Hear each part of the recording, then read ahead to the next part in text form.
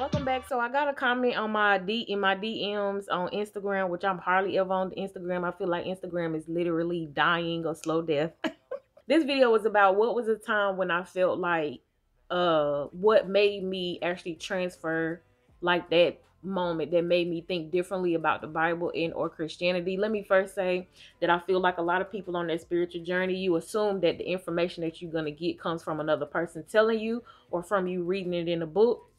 That's not true. When you're really committed to your spiritual journey, spirit, the Most High, all right, and any other entity under the Most High connected to you will guide you to information. 9 times out of 10, you'll get the information first from a download, a vision, a dream, and then spirit. This is how you know it's from spirit, will come and then confirm it for you. So it don't be from a book. It don't be from somebody telling you. That's not how I learned. Nobody's ever told me about Kemetic spirituality. I literally was having dreams and getting like mental downloads that led me to Kemetic spirituality, if that makes sense. Hopefully it does. So with this, what were those moments for me? Here go 5 Kemetic texts that I feel like changed my mind concerning the Bible and Christianity. I don't have anything against Christians. I feel like Christians have something against me. Not all of them, but the ones that be in my comments, I always talk about, oh, I see the sadness in your eyes, and I'm gonna pray for you. Keep your prayers to yourself. Because y'all, those type of Christians, I don't think they understand that they are the only religion in the world that call people names, that tell people what they should do concerning their spirituality, that tell other people that their spiritual practices are worse than other people's spiritual practices. Y'all are the only group. I can't. Let's get to this video though. So I'm going to be sharing on the screen all of these texts. I'm also going to put all the links so you can read them for yourself in the description bar. So you guys can just click on those links and you can read them for yourself as well. So the book of Genesis, this is the God Atum, and we think of in Kemetic spirituality because that's what I practice. I do not follow New Age religion. Okay. I think I understand now what New Age religion is. It's just some people just be making stuff up. The hymn to Atum, you can find this in the book of Exodus as well as the book of Genesis in the Christian Bible. Let me start reading it for you guys. At the moment of creation, Atum spoke, I alone am the creator. When I came into being, all life began to develop. When the Almighty speaks, all else comes into life. In the beginning was the Word, and the Word was with God, and the Word was God. Okay? There's also a reference to the God Tahuti when you think about in the beginning was the Word, etc., etc. Then there were no heavens and no earth. There was no dry land, and there were no reptiles in the land. You can find this in the book of Genesis, chapter 1, verse 2. When I first began to create, when I alone was planning and designing many creatures, I had not sneezed, shu, the wind. I had not spat, tefnu, the rain. There was not a single living creature. I planned many creatures. All were in my heart, their children and their grandchildren. Okay, so this is about God creating the earth. Now let me say this because I'm not going to read the rest. I'll leave it for you guys if you want to study to show your own self-approved. When you look at this particular hymn and you hear God talking about like Tefnut and Shu in Kemetic spirituality, these representations of God creating the earth is represented by a god or a goddess. Okay, like Tefnut is a goddess, Shu is a god. So when I told you guys in a previous video where I said we don't worship multiple gods, what we do is acknowledge the different ways in which God has manifested inside of the world, whether that be rain, wind, earth, water, animals, insect, etc., etc. That's what these particular names represent, is the emanations of God. Very similar to what a lot of people know about the Orishas and them being represented by specific things inside of the world. That's what it is in Kemetic spirituality too. So when you guys decide to read this and you see these names, these are those divine emanations of God. Yeah, I think I'll leave the rest for you because it actually shows on this little link. It will show you where you can find these particular verses inside of the Bible as well. Okay, so number 2 text, I'm going to show it up here on the screen as well. And these are the instructions of a minimal pay written prior to the Bible. Also find this in the British Museum as well. If you guys can see up here, you can see the themes. You can see the book of Proverbs in the middle and then a minimal pay right there at the end. How they're similar to this is so-called the wisdom of Solomon in the Christian Bible. So if you see up here, And where we say, where it says Proverbs, it shows you the verses and things of that nature. Words of the wise, incline your ear and hear my words, and direct your heart to my knowledge. That's the book of Proverbs. Then you have a minimal pay. It says, give your ears that you may hear the things that are said. Give your heart to understand them. The next one, the book of Proverbs. For it will be pleasant if you keep them in your belly. A minimal pay. Let my words rest in the casket of your belly. The book of Proverbs, that they may all be secure on your lips. A minimal pay. They will be a mooring ring on your tongue. Now, I'm not gonna go into detail for this one, but if you click the link, like I said, you guys can go and look at these individually for yourself. This was written prior to the Bible. A lot of people say like, oh, it sounds the same, but these are the little differences that makes it different.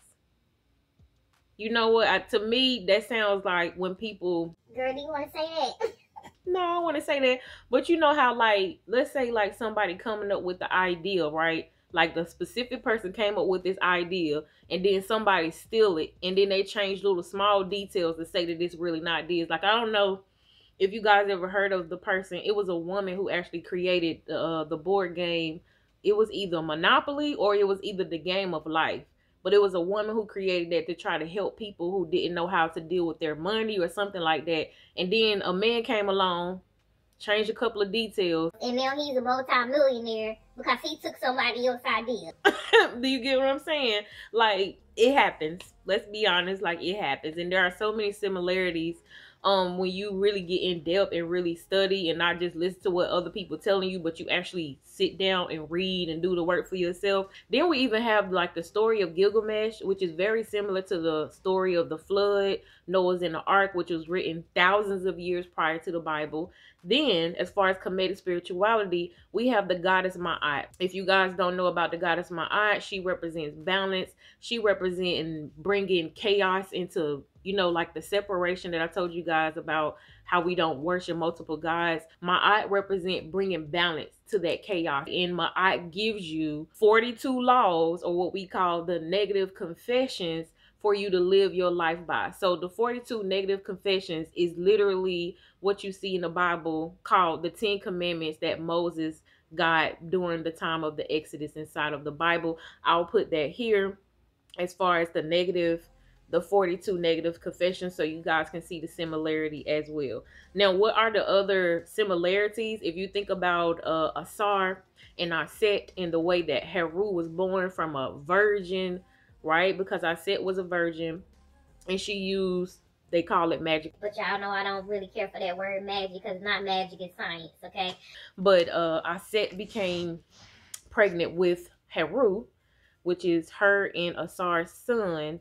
And Heru battled his uncle, who was called Set. So they say, no, where so-called Satan was not Jesus's uncle, or whatever you want to call that. However, this story is very similar. When you look at Set and Heru, it's very similar to what we look at as Mother Mary and so-called Jesus, right? I mean, I guess I could stop it there because I said 5.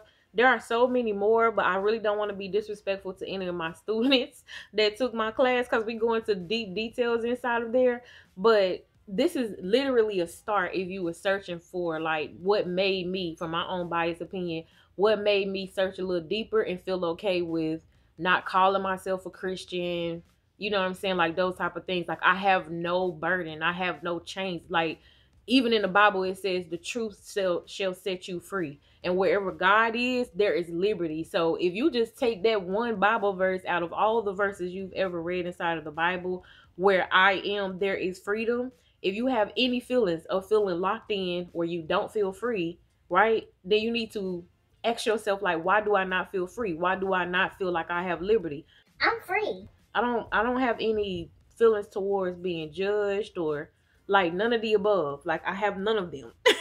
I am very secure and confident in what I follow, what not I believe, what I know. Do you get what I'm saying? Because I feel like belief is, I don't know, is different than knowing. Like knowing is, I don't have to question it. So I don't have to question anything. So hopefully the links down below will actually help you answer your question, just in case any of you guys out there also had this question. I don't feel like it's necessary to select any type of religion or any type of title, because I feel like people get consumed with having some type of title. I chose this practice because that's where I was being led. But I feel like sometimes we get so consumed with having labels and titles that it totally takes away from the purpose of what your spiritual journey is supposed to be about anyway. Like the foundation is just about being connected to the creator. So even if you have no title, right, you're not connected to no spiritual practices that gives you a name, you're not connected to none of that, that has absolutely no reflection on where you are on your spiritual journey or what that means to you. So I don't necessarily feel like you have to have a title. I just say, I just personally say that because that is really what I follow. It's really what I follow. The holidays, how I set up my months, and what I do every single month, and what I do in my own personal life follows Kemetic spirituality. But don't feel like you have to be in a rush to choose a certain spiritual practice. To me, choosing a practice is more about when you're ready to be a part of a community. Otherwise, if you feel like you on a part of your journey where it's just you by yourself and you don't want to be influenced by other people, you don't want to hear other people's perspectives, if you feel like you work best alone in this part of your journey, I feel like you should just keep it like that. And then when you get to the point, because you will get to the point, because even when you think about how the world is created, everything is supposed to be connected. So at some point in your journey, you will think about being a part of a community. I feel like you should worry about that when you get to that part of your walk, wanting or desiring to be a part of the community. My first part of my spiritual journey, I wasn't connected to nobody. I was doing everything by myself. People call me crazy. That's weird. I used to argue with my family. I'm telling y'all, I used to argue with my family about stuff. When we got together, it don't have to necessarily be holidays, but when we were all together, I would argue about different stuff and why it didn't make sense. And I stopped going to church. And I remember my mom was like a little upset, like, why don't you have you and them kids in the church? And I'm like, I'm gonna raise my babies how I want them to be raised. It will not be based on your opinion. That is not what I'm teaching them. And we get along fine. Like, there is no animosity between us concerning religion and spirituality. She respects my point of views. I respect hers. We agree to disagree, and that's just what it is. But there is no, like, looking down on me. Like, I don't get that feeling, that energy, or that I'm wrong when it comes to my mom. Do you get what I'm saying? So in the beginning, if that's where you are, stick to it by yourself. I believe that spirit will lead you when it's time for you to be connected to other people, because I feel like when you're connected to other people, your power grows, your connection grows, because that's just how we're made. Like, we're literally like branches on a tree, like my boo Nancy said. We're literally like branches on a tree, right? So we become more powerful when we are together. I feel like I finally reached that part of my particular journey. That's why I created a private spiritual community. And those of us who are very active, I feel like they're my family.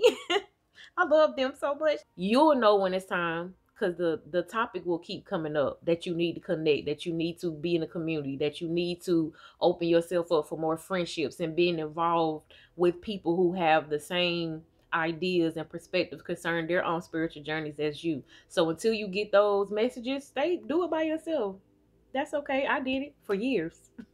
So I love y'all, and I hope that this answers your question. Maybe it helps some wheels turn as far as where you are in your spiritual journey and what you follow, what you don't, and where you're trying to go. So, Sanab, bye.